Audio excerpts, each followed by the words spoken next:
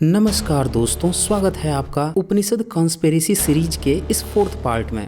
पिछले पार्ट में आपने देखा कि कैसे 500 हूरों के चक्कर में न जाने कितने साधु बने, ब्रह्मचारी बने, ढोंगी बने हुए जिंदगी पर कष्ट गुजारते हैं ब्रह्मलोक के ख्वाबों में। अगर वो पार्ट आपने नहीं देखा है तो जरूर जाकर वहां से देख लीजिए, डिस्क्रिप्शन में भी लिंक मैं प्रोवाइड करा दिया हूँ। आज के वीडियो में हम ये देखेंगे कि समाज में ये जितने भी अंधविश्वास फैले हुए हैं, टोने टोटके, दूसरों की हत्या कर देना, अपने माता पिता तक की भी हत्या कर देना, चोरी करना, गर्भ में ही बच्चे को मार देना, इस तरह की बेहुदागिरी चीज है कहाँ से समाज में घुसी हुई है, कहाँ से लोगों को इस तरह के अपराध करने की प्रेरणा मिलती है। तो अगर आपको नहीं पता है तो मैं बता देता हूँ, ये सारी चीजें उपनिषदों से, इन ब्राह्मण ग्रंथों से इन्हें मिलती है। आज मैं आपको दिखाता हूँ इसी कौशितकी उपनिषद के अध्याय 2, 3 और 4 को, जिसमें ये सारी चीजें आपको मिलने वाली हैं। और अध्याय 1 को हम लोग ऑलरेडी डिस्कस कर चुके हैं पिछले पार्ट में। यहाँ पे मैं आपको बता दूं कि कौशितकी अगस्त नामक एक ऋषि है, उसकी पत्नी को भी कहा गया है, और कौशितकी को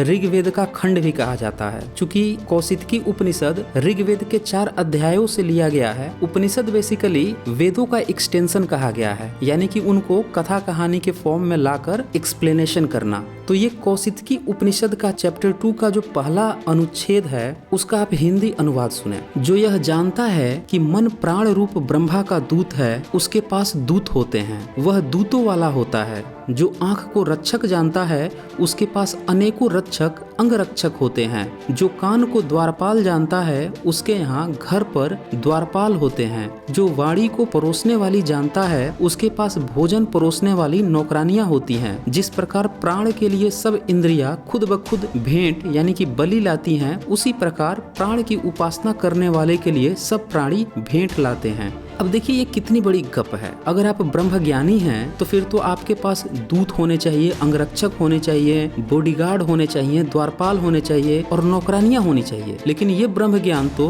जंगल में रहने वाले साधुओं को प्राप्त थी। फिर काहे कि ये ब्रह्म ज्ञानी थे? उनके पास तो ऐसा कुछ था ही नहीं। ऐसी चीजें तो सिर्फ कुछ राजाओं को ही हासिल होती थी। तो यानी कि इसका जो पहला अनुच्छेद है अध्याय 2 का, ये हवाबाजी कर रहा है। इसका कुछ लेना देना ही नहीं है तथ्यों से। भाई जब इतना ब्रह्म ज्ञान था कि प्राण की उपासना करने से सब प्राणी भेंट लेकर आते हैं देने के लिए, तो ये जब तुर्क और मुगल आए थे तो ये कौन सा भेंट देके गए थे? आपको बता दूं मैं कि 1399 ये इन्हीं उपासक लोगों को तुर्क जो है लेकर जा रहे थे अफगानिस्तान के हिंदुकुश पर्वत से, और ले जाकर इन लोगों को यूरोप की मंडियों में सब्जी की तरह बेच देते थे दास दासी बनने के लिए। लेकिन रास्ते में ही हिंदुकुश पर्वत के पास इतनी ठंड पड़ी कि 1 लाख से ज्यादा ब्राह्मण धर्म के ये लोग, जिन्हें हिंदू भी कहा जाता है, ठिठुर के मर गए। तो कहाँ था इनका ये ब्रह्म ज्ञान? इसके आगे जो 3rd अनुच्छेद है चैप्टर 2 में, वो तो पूरे टोने टोटके की बात करने लगता है। आपने सुना होगा बंगाली काला जादू,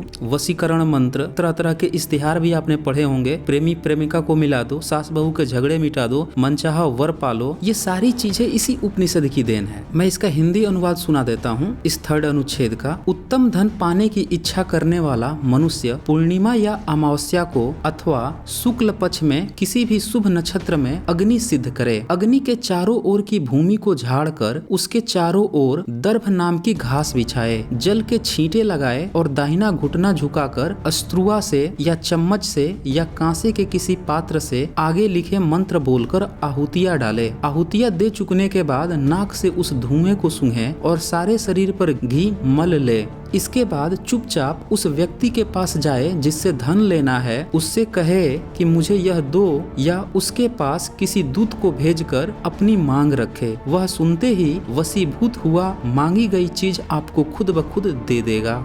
अब देखा आपने, आहुति की सुगंध नाक से ले लीजिए, शरीर पर घी मल ले लीजिए और पहुंच जाइए बिल गेट्स के पास, अंबानी अडानी के पास, और डिमांड कीजिए कि अपना धन दे दो। वो तुरंत ही वशीभूत होकर दे देगा। अगर नहीं देगा तो ये टोना टोटका गलत है। जरा सोचिए, संविधान एक तरफ हम लोगों को लोगों में वैज्ञानिक चेतना विकसित करने के लिए प्रोत्साहित करता है, इसे कर्तव्य बताता है, वहीं कुछ बेशर्म लोग सरकार के उच्च पदों पर बैठकर या रिटायर्ड होकर इसी टोने टोटके अंधविश्वास फैलाने वाले उपनिषदों को ज्ञान, विज्ञान और फिलॉसफी प्रचारित कर रहे हैं। आप समझ सकते हैं ब्राह्मणवादी किस दर्जे के गिरे हुए बेशर्म वाहियात लोग हैं जो कुछ चंद पैसों के लिए बिक गए हैं। कुछ लोगों की शिकायत थी कि जब भी मैं कुछ डिस्कस करता हूँ तो उसके आगे पीछे के श्लोकों का भी, मंत्रों का भी डिस्कस कर लिया करो, अन्यथा उस श्लोक का या मंत्र का सही मतलब नहीं समझा जा सकता है। तो इसीलिए ये जो मैंने उपनिषद सीरीज शुरू की है, ये पूरे चैप्टर को ही डिस्कस कर दे रहा हूँ। पिछले पार्ट में भी पूरे चैप्टर को ही डिस्कस किया था, ताकि किसी को भी संदेह नहीं रहे कि सिर्फ सेलेक्टेड श्लोकों को या मंत्रों को बताया जा रहा है। अब इसी चैप्टर 2 के जो आगे के अनुच्छेद हैं, चाहे वो 4th हो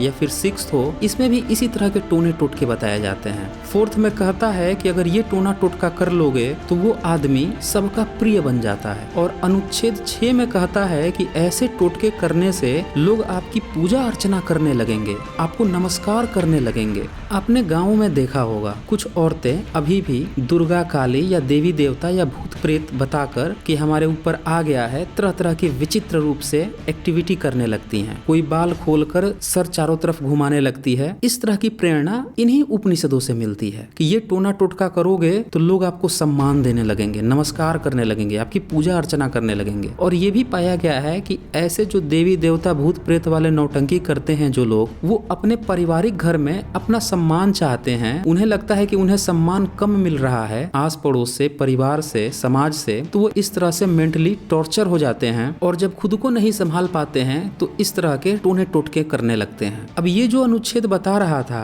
कि ये टोना टोटका कर लेने पर लोग नमस्कार करने लगेंगे, वशीभूत हो जाएंगे, पूजा अर्चना करने लगेंगे, तो ये सवाल तो जरूर बनता है कि भाई इतना ब्रह्म ज्ञान रख के जब गजनवी पहुंचा था सोमनाथ मंदिर लूटने, तो कहाँ थे आप लोग? लाइन से तो गाजर मूली की तरह काट गया, तब कहाँ था ये ब्रह्म ज्ञान? दरअसल उपनिषद सिर्फ बेवकूफों को बेवकूफ बनाने के लिए, मूर्ख बनाने के लिए, लोगों को जाहिल, गंवार, अपराधी बनाने के लिए लिखे गए हैं। इसी के अगला अनुच्छेद 7 में और भी जाहिलियत भरी बातें होती हैं। मैं हिंदी अनुवाद सुना रहा हूँ। सर्वविद कौशितकी नामक उपाय बताया है जिससे रात और दिन में किए गए सब पाप नष्ट हो जाते हैं। यानी आप कोई भी अपराध कर लो, हत्या कर दो, चोरी कर दो, बलात्कार कर दो, व्यभिचार कर दो, भ्रष्टाचार कर दो, आपके सारे पाप धुल जाएंगे। बस इस उपनिषद का टोना टोटका कर लो। यानी कि ये अपराधियों को और ढीठ बना देता है और उन्हें उकसाता है कि तुम लोग अपराध करो, तुम्हारे पास ऑप्शन है कि तुम्हारे सारे पाप धुल जाएंगे। और जैसा कि हम जानते हैं कि धर्म की उत्पत्ति ही गरीबों के शोषण के लिए हुई है, क्योंकि गरीब डर कर कुछ नहीं कर पाता, वो जिंदगी भर अपना शोषण करवाते रह जाता है। और जो अपराधी होते हैं, धूर्त होते हैं, वो उपनिषद की बात मानकर दिन रात अपराध करते हैं। और उपनिषदों में इस तरह की बातें भी धूर्त लोग लिखते हैं ताकि उनका बच्चा बाद में करुणामय होकर इंसान न बन जाए। यही उपनिषद पढ़कर जिंदगी भर इन्हीं की तरह निर्दयी, व्यभिचारी, बलात्कारी बनता रहे, आतंकवादी बनता रहे। अब इसके बाद आता है चैप्टर 3। इसमें तो जबरदस्त जाहिलियत भरी पड़ी है। इसमें तो अपने ही माता पिता की हत्या कर दो, चोरी कर दो, गर्भ में ही बच्चे मार दो जैसी बेहुदगी को भरपूर प्रोत्साहन दिया गया है। अब चैप्टर 3 की कहानी यहाँ से स्टार्ट होती है कि दियोदास का पुत्र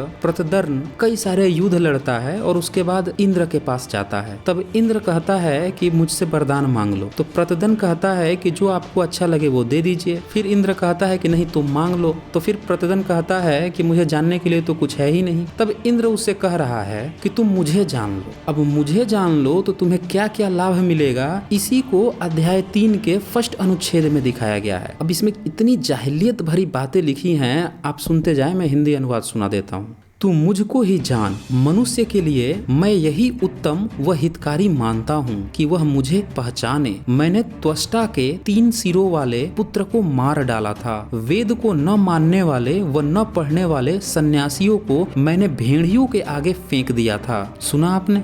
आगे सुनिए। अनेक संधियों को तोड़कर मैंने आकाश में प्रहलाद के वंशजों को मारा था। पता नहीं ये देवता है या हैवान है, फिर भी डिंग हाके जा रहा है। आगे सुनते जाएं। अंतरिक्ष में पुलोम के वंशजों और पृथ्वी पर कालकंज के वंशजों को नष्ट किया था। फिर भी मेरा एक बाल तक बांका नहीं हुआ। जो मुझको जानता है उसका लोक सुख कभी नष्ट नहीं होता, चाहे वह अपनी माता की हत्या कर दे। सुना आपने? ध्यान से सुनिए। चाहे वह अपनी माता की हत्या कर दे, चाहे वह अपने पिता की हत्या कर दे, चाहे चोरी करे, चाहे भ्रूण हत्याएं करे, जब वह पाप कर्म करता है तब भी उसका मुंह काला नहीं होता, उसके मुख की क्रांति फीकी नहीं पड़ती। तो यानी कि आप इंद्र को जान जाइए इसके बाद से खूब बेहुदगी कीजिए, खूब हरामखोरी कीजिए, खूब अपराध कीजिए, आपको कुछ भी नहीं होगा, आपका चेहरा भी काला नहीं होगा। वो आपने पढ़ा होगा ना, ट्रकों के पीछे लिखा रहता है बुरी नजर वाले तेरा मुंह काला। तो इंद्र यहाँ पे गारंटी दे दे रहा है, इस ब्रह्म ज्ञान को जान जाइए, इंद्र को जान जाइए, तो आपका मुंह भी काला नहीं होगा। कर दीजिए हत्या अपने माँ बाप की, चोरी कर लीजिए, कुछ भी नहीं होगा। भ्रूण हत्या कर दीजिए, तब भी आपको कुछ नहीं होगा। दरअसल ये सारी बातें ये पंडित पुरोहितों ने लिखी है। ये लोग देवदासी बना के रखते थे, लड़कियों को, औरतों को उठा लाते थे, फिर इनका जबरदस्त शोषण करते थे, इनका बलात्कार करते थे, और जब कभी वो गर्भवती हो जाती थी तो फिर लोक लाज के भय से उसकी भ्रूण हत्या कर देते थे। इन्हीं सारी बातों को जस्टिफाई करने के लिए इन पंडित पुरोहितों ने इसमें ये सारी बातें लिखी हैं इंद्र के नाम पे। आप समझ सकते हैं कि ये कितने घटिया, बदमिजाज, आपराधिक किस्म के हरामी लोग हैं। और ऐसी ही लिखी हुई बातों को ये लोग ज्ञान, विज्ञान और फिलॉसफी की बात बता रहे हैं कि उपनिषद में फिलॉसफी है। इसके आगे अनुच्छेद में इंद्र फिर से डींग हाँक रहा है। इसका हिंदी अनुवाद सुने। मैं ही आयु हूँ और मैं ही अमृत अर्थात मृत्यु रहित हूँ। जो मेरी आयुष्य और अमृत रूप से उपासना करता है वह इस दुनिया में पूरी उम्र 100 वर्ष की भोगता है और स्वर्ग में मृत्यु रहित हो जाता है। मतलब इंद्र की जो पूजा कर रहा है वो 100 साल जीता है। तो अभी जो इजराइल और हमास की जो घटना चल रही थी, तो क्यों न इस इंद्र की पूजा करने वालों को ले जाकर हमास के मिसाइल में ही बांध दिया जाए, और जब वो छोड़ता है ना 1000-2000 मिसाइल्स इजराइल पे,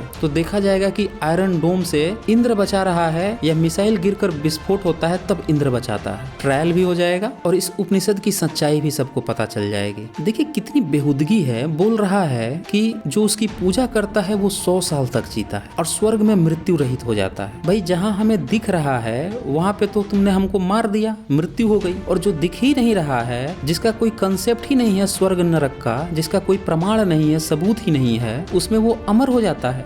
फेंकने की भी हद होती है। मतलब जो चीज दिखता नहीं है, जिस चीज का कोई प्रमाण नहीं है, वहाँ जितना मन करे उतनी गप हाँक दो उसके नाम पे। यही है उपनिषद की फिलॉसफी। फिर इसके बाद इसी 3rd अध्याय का जो 8 अनुच्छेद है, उसमें तो ऐसा लगता है कि जो उपनिषद लिखने वाला ब्राह्मण था वो बिल्कुल सस्ता नशा करके किसी नाले में गिर गया था और उसी नाले की गैस की कस खींचता हुआ ये अनुच्छेद लिखा था। क्या लिखता है कि कर्म को जानने समझने की जरूरत ही नहीं है। कर्म को जानने समझने की कोशिश मत करो, बल्कि कर्म को करने वाली आत्मा को समझो। यानी कि अब आपको कर्म करने की जरूरत ही नहीं है, आपको तो अब आत्मा को समझने की जरूरत है। और जैसा कि हम जानते हैं कि आत्मा का कंसेप्ट कुछ है ही नहीं, पूरी तरह से नकारा गंवारा। इसका खंडन तो बौद्ध मार्ग ने 2600 साल पहले ही कर दिया था और मेडिकल साइंस से आज साबित भी हो चुका है कि कोई आत्मा पात्मा नहीं होता है। तो यहाँ पे ये उपनिषद ये बता रहा है कि अब आपको कर्म करने की जरूरत नहीं है। यही कारण है कि ये बाबा, ढाबा, ढोल, पजामा जितने हैं सब के सब हरामखोर बन गए। खाने के इनके लाले थे, दूसरों से मांगते थे, छीनते थे, कब्जा करते थे।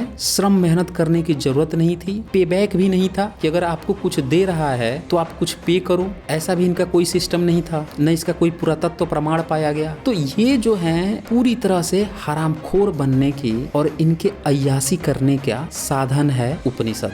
इसीलिए सारे ब्राह्मणवादी उपनिषद में फिलॉसफी है का रट मारते रहते हैं, क्योंकि आम आदमी के पास इतना समय नहीं होता कि इनकी किताबों को एक बार खोलकर देख ले कि उसमें फिलॉसफी है या अश्लीलता है या गंदगी है या अंधविश्वास है। इसके बाद से कौशिकी ब्राह्मण का अंतिम चैप्टर 4 है, जो कि बृहदारण्यक उपनिषद में भी है। तो जब मैं उस उपनिषद की चर्चा कर रहा हूँगा वहीं पे इसको डिस्कस कर लेंगे। तो इस तरह से कौशिकी उपनिषद पूरी तरह से हमने 2 पार्ट में डिस्कस कर लिया। तो दोस्तों अगर आपको ये वीडियो पसंद आई है तो इसको जमकर लाइक कीजिए और इसको खूब शेयर कीजिए। निर्भीक होकर सभी परिवारजनों को, सभी भारतीयों को शेयर कीजिए ताकि सभी लोगों को उपनिषद की सच्चाई पता चल सके। संविधान हमें अधिकार देता है कि हम वैज्ञानिक दृष्टिकोण विकसित करें, तो हमें अपने इस कर्तव्य को निभाना भी चाहिए। तो दोस्तों आज बस इतना ही, जल्द ही मिलते हैं नए वीडियो के साथ। धन्यवाद।